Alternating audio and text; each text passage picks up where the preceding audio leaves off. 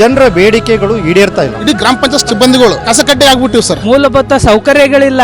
ಗ್ರಾಮ ಪಂಚಾಯತ್ ನೌಕರನ್ನ ಗುಲಾಮರನ್ನು ಕಾಣ್ತಾರೆ. ಸುಮಾರು ದಿನದಿಂದ ಹೋರಾಟ ಮಾಡ್ತಾ ಇದ್ರು ನಮ್ಗೇನು ಅನುಕೂಲ ಸಿಗ್ತಾ ಇಲ್ಲ. ಸುಮಾರು ವರ್ಷದಿಂದ ವಾಟರ್ ಮ್ಯಾನ್ ಕೆಲಸ ಮಾಡ್ತೀವಿ, ಎಲ್ಲ ಮಾಡ್ತೀವಿ. ದುನಿಯತ್ ನಮ್ಮ ಕಡೆ ಕಣ್ಣು ತರ ನೋಡ್ಲಿಲ್ಲ. ನಮ್ಗ ನಿದ್ದೆ ಇಲ್ಲ, ಏನಿಲ್ಲ.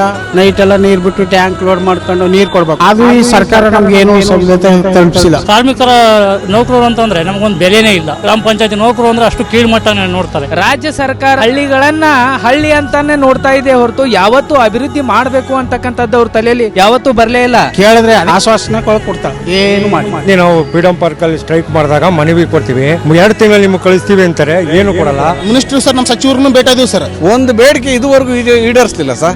ಫೀಸ್ ಕಟ್ಟಬೇಕು ಅಂದ್ರೆ ಸ್ಕೂಲ್ ಸೇರ್ಸಕ್ ಆಗಲ್ಲ. ಗೌರ್ಮೆಂಟ್ ಸ್ಕೂಲ್ ಹೊಸಕ್ಕೆ ಆಗ್ತಾ ಇಲ್ಲ. ಟೈಮ್ ಟು ಟೈಮ್ ನಮ್ಗೆ ಪೇಮೆಂಟ್ಗಳಿಲ್ಲ. ಸ್ಯಾಲ್ರಿ ಕೇಳಿದ್ರೆ ಏನೋ ಒಂದಿದು ದುಡ್ಡಿಲ್ಲ ಅಂತಾರೆ. ಮಕ್ಕಳು ಬಸ್ ದುಡ್ಡು ಬೇಕಾಗುತ್ತದೆ. ಆಸ್ಪತ್ರೆಗೆ ಏನಾದ್ರು ಹೋಗ್ಬೇಕಾದ್ರೆ ಅವಕ್ಕೆಲ್ಲ ನಮ್ಗೆ ESC ಅವೆಲ್ಲ ಮಾಡಿಕೊಟ್ಟು ನಮ್ಗೆ ಏನೇನು ಕೇಳ್ಕೊಂಡಿವೆ ಬೇಡ್ಕಣೆಲ್ಲ ನಮ್ಗೆ ನೆರವೇರಿಸ್ಕೊಡ್ಬೇಕು. ಅವರು ಇನ್ನೂವರೆಗೆ ಬಂದಿಲ್ಲ ರೀ ಸರ್ಕಾರದವರು. ನಮ್ಮ ಬೇಡಿಕೆ ಇದ್ರ ಬಗ್ಗೆ ಇನ್ನೂ ಬಂದಿಲ್ಲ. ಸರ್ಕಾರ ನಮ್ಮನ್ನು ಕಣ್ಣೆತ್ತ ನೋಡ್ತಾ ಇಲ್ಲ ಸರ್. ತಿರುಗಾಡಿ ಚೊಪ್ಲಾರ ಸರ್, ಸಾಕಾಗ್ಬಿಡಿ ಸರ್. ನಮ್ಮ ನ್ಯಾಯಯುತವಾದ ಬೇಡಿಕೆಗಳನ್ನ ನಮಗೆ ಒದಗಿಸಿಕೊಡಿ ಅಂತ ಕೇಳ್ತಾ ಇದೀವಿ. ಅನುಕೂಲ ಆಗೋ ತನಕ ನಾವು ಹೋರಾಟ ಮಾಡ್ತೀವಿ, ಉಗ್ರ ಹೋರಾಟ ಮಾಡ್ತೀವಿ. ಸುಮಾರು ಸ್ಟ್ರೈಕ್ ಮಾಡ್ಕೊಂಡು ಮುಷ್ಕರ ಮಾಡ್ಕೊಂಡು ಹೋಗ್ತಾ ಇದ್ದಾರೆ ಹೊರತು ನೌಕರುಗಳು ಪಂಚಾಯತಿ ರಾಜ್ಯ ಸಚಿವರೇ ಆಗಿರ್ಬೋದು ಯಾರು ನೋಡ್ತಲೇ ಇಲ್ಲ. ಯಾರು ಹೋಗಿ ಹೇಳಿದ್ರು ಅದಕ್ಕೆ ಸ್ಪಂದನೆ ಇಲ್ಲ. ಇವತ್ತು ಕೇಳ್ತೀವಿ, ಅವ್ರು ಏನಾದ್ರು ಕೊಡ್ಲಿಲ್ಲ ಅಂದ್ರೆ ಬೇಡಿಕೆಗಳು ಈಡೇರತನ ನಾವು ಈ ಜಾಗ ಬಿಟ್ಟು ಕದಲ್ಲ ಅಂತ